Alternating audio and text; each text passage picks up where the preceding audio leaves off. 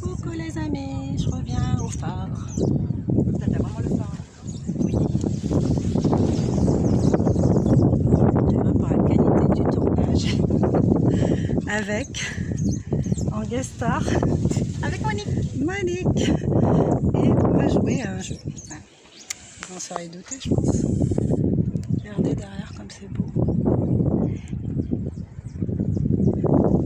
Alors, on va s'installer. Je regarde par rapport. Ah non, ça filme. Bon, je crois que j'avais appuyé sur pause. La réponse est simple. La réponse est simple. Donc on va s'installer. Je fais une petite pause, on revient tout de suite.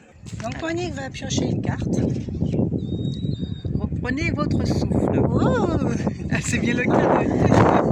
Nous sommes dans la circonstance de la situation. Nous reprenons notre souffle depuis déjà 10 minutes. Ah ben, c'est se poser, se donner un temps de détente, un temps de récupération et se laisser un petit peu vivre. Voilà. tout à fait. Je te rejoins là-dessus. Reprendre son souffle. Ben, moi, ça me parle beaucoup de ma respiration sur laquelle je travaille depuis longtemps. Et que j'ai pas fini de travailler d'ailleurs. C'est marrant les personnages allongés là, qui se reposent. Oui, la détente. Il y a un qui... Ouais, qui ont bien bossé, tu vois les outils. Oui, il y a à ça côté. aussi. Après l'effort, le réconfort. Voilà, ben, c'est ça. Reprendre son souffle, c'est ce qu'on est en train de faire. Avec cette petite parenthèse. Ok, ben moi je vais en tirer une. Ben, si tu veux, tu peux lire. Ah oui, alors c'est la carte. Regarde le numéro. La carte numéro 17. Voilà, alors, la réponse est simple. Reprenez votre souffle. Votre ego vous fait trop travailler.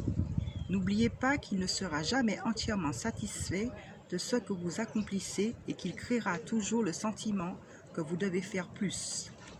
Actuellement, la meilleure façon de vous reconnecter à votre esprit est de prendre du recul et de reprendre votre souffle. Même si vous avez l'impression que votre vie va s'effondrer, si vous agissez ainsi, ce n'est pas le cas. Vous allez simplement vous détacher des fausses urgences de l'ego et vous réaligner avec une vibration supérieure. Une fois que vous serez reconnecté avec votre esprit, vous vous rendrez compte qu'on a toujours le temps de faire ce qui est important.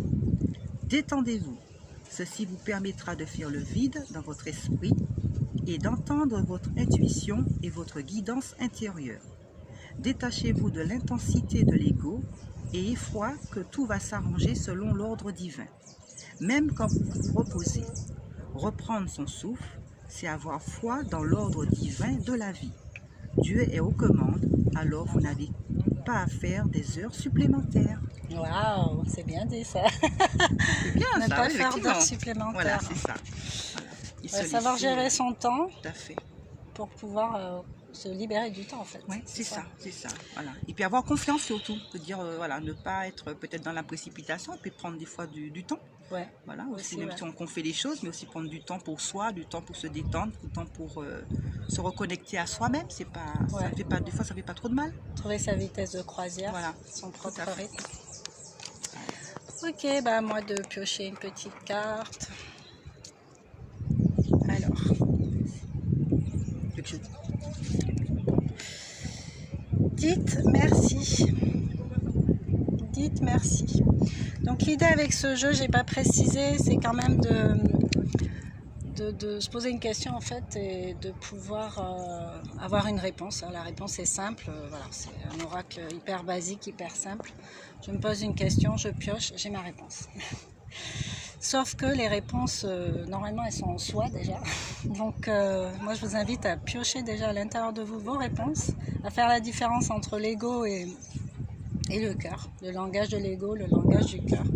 Le langage du cœur, le langage de l'âme. Donc voilà, dites merci. Ben, moi, c'est quelque chose que je fais beaucoup, que je sais faire et qu'en plus, j'ai du plaisir à faire. Parce que j'ai bien conscience que avoir de la gratitude pour tout ce que j'ai déjà, et j'ai déjà énormément. J'ai déjà 46 ans, je suis en vie, je suis en forme, je suis bien, donc enfin, moi je me sens bien en tout cas, donc voilà, je peux que dire merci pour ce que j'ai 3 beaux enfants, je fais des activités que j'aime, je rencontre de belles énergies, donc voilà, c'est génial, je vis dans un endroit merveilleux, enfin moi je peux que dire merci pour tout ce que j'ai, et je me concentre surtout sur ce que j'ai qui me plaît, plutôt que sur ce que j'aimerais avoir, et que j'ai pas encore, mais ça je sais même pas en fait. J'arrive même pas encore à me décider sur la suite, qu'est-ce que j'aimerais, tout ces... Voilà, je sais qu'il suffit de demander pour avoir. Là, il y a la nouvelle lune demain, donc c'est propice à justement faire des demandes. Et la lune se charge de les mettre en mouvement, ces demandes, de les réaliser en fait. Mais moi, je sais même pas précisément ce que j'ai envie en fait. C'est ça le truc. Donc, j'ai pas envie de partir dans... du tout venant, me dire je vais faire ci, je vais faire ça, truc brouillon. Donc je préfère attendre encore et savoir vraiment ce dont j'ai besoin à l'intérieur de moi, me ressentir comme ça pour faire la demande dans ce sens. Voilà. Voilà, donc dites merci, moi j'ai l'habitude de dire merci. Pour moi c'est le mouvement d'abondance, donner, recevoir, merci. Voilà. Et pas le merci automatique, genre à la caissière, merci. C'est merci pour. Enfin, je le fais pas tout le temps, mais voilà, j'essaie de m'en rappeler. Voilà. C'est important. Et de le faire pour donner un vrai remerciement particulier, personnalisé aux personnes. Voilà, donc alors, on est avec la carte numéro 40. Alors, l'oracle. Dites merci. Avez-vous remarqué le nombre de personnes qui collaborent à votre réussite actuelle? Réprimez vos peurs le temps de le constater. Regardez autour de vous et vous remarquerez ceux et celles qui travaillent sans relâche en votre nom. Reconnaissez leur amour tranquille. Reconnaissez leur amour tranquille et leur aide dont vous dépendez pour rester en sécurité, ancrés et à l'abri du danger. Reconnaissez en particulier les personnes qui n'attirent pas l'attention sur elles et qui se contentent simplement d'aider.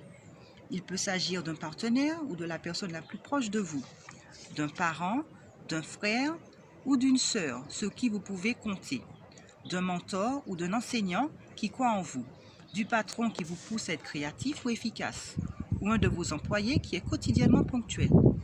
Votre aide peut venir de vos enfants qui vous font rire, vous demandent d'être fort pour eux, d'un voisin qui égaye votre journée d'un sourire ou d'un signe de la main, d'un ami qui passe des heures au téléphone à vous écouter, vous plaindre et faire le ménage de votre vie. Ces personnes qui vous apportent leur aide en silence constituent votre base. Pourtant, votre ego est bien trop centré sur ses propres problèmes pour prendre le temps de dire merci à tous ceux et celles qui rendent votre vie meilleure. Souriez-leur et reconnaissez les dons qu'ils vous font.